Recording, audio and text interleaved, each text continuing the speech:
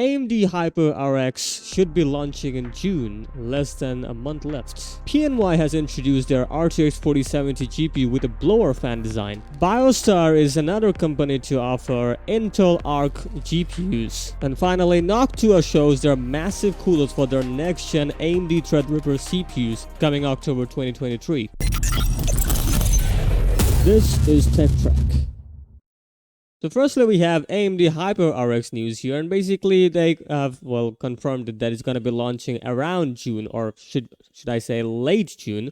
And what HYPR-RX is basically is the super resolution, the AMD Radeon Boost, and the Radeon Anti-Lag combined with a one-click feature basically. And they use the AMD Radeon super resolution here, which is basically the AMD FSR 1, which is, okay, the first one that they have launched, and that does not require any game integration basically, that you can literally enable in any game. And basically how it works is upscale the frames that it will generate. So obviously it's literally a upscaler, not a big thing, real-time upscaling that we can call. But yeah, the performance of that won't be that great. The visual quality, obviously FSR 1 is not that either compared to FSR 2, and of course FSR 3 is upcoming, so it's gonna be a big game changing. But still, FSR 1, or I should say HYPR-RX, doesn't really require any like game integration. Basically it's using the RSR, the same algorithm as FSR 1.0. So yeah, it will be upscaling the frames, but also it might upscale the user interfaces. That might be a little bit problematic, but yeah, that is the only case where RSR is problematic. But either way, you'll be getting the Radeon Boost and of course Radeon Anti-Lag with one click using the AMD HYPR-RX. Next up in Computex, we got to see this GPU here. This is the world's first RTX 40 series graphics card here with a blower style, and that's coming from PNY here. As you can see, that's the PNY GeForce RTX 4070 blower edition. And as you can see, it's a very simple design, very slick, and of course blower design usually are the slick ones. And also it uses only one 8-pin power connector. Surprisingly, it's using only one. That's strange, but okay. And that's the back end of the card. Looks very simple, like no any unusual pattern or design or even naming. So yeah, and that's the I/O here. It's basic 3 TP ports and 1 HDMI 2.1. So again, very generic. Yeah, basically the blower style from PNY, and that's probably the RTX 4070 in mainstream market. We'll be getting the first blower style. We did have a card there in China. Basically, they made a RTX 4090 blower style, but that didn't really get into the market at all, or maybe they were just for the Chinese market. We didn't really get to see it, but this one, however, the RTX 4070 will be coming into the market here. So if you're a blower style enthusiast, I mean, you can grab the one. Next up, we have Hassan Mustaba. Hope I spelled that right. Well, basically, he's from Biostar, and well, look at this. We have a Biostar and Intel Arc GPU. Exactly. So Biostar has also joined the Intel Arc journey here. Same with the AMD and NVIDIA. They also have AMD and NVIDIA cards, but now they also have Intel cards here. So basically 3 companies checked. That's nice.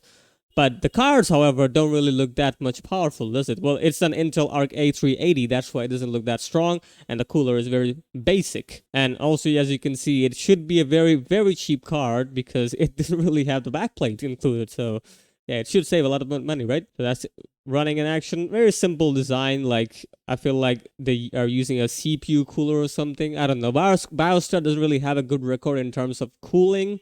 So I would be skeptical buying such product. But then again, it's Intel Arc A380, which is not a demanding card anyway. And also doesn't require any power connector. It's literally using the 75 watts from the PCIe connector interface here. So yeah, it's not really that much power hungry. So I think that cooler is enough, maybe. So yeah, interesting looking card because it doesn't really have anything. It looks very empty. But anyway, that's Biostar Intel Arc A380 for you. Before getting to the next news, I hope you would like to subscribe and like the channel, or the video I should say. And yeah, have a good day. And lastly, we have a story from Tom's Hardware. Well, not story, that's also a Computex event and going on. And well, Noctua has created this coolers for the next generation AMD Threadripper CPUs. That's right. So these are the next generation AMD Threadripper CPUs here. We're looking at a tower cooler and a smaller cooler basically, or should I say a single Well, it's not a single fan. There's two fans, so I would be wrong if I said that's single. But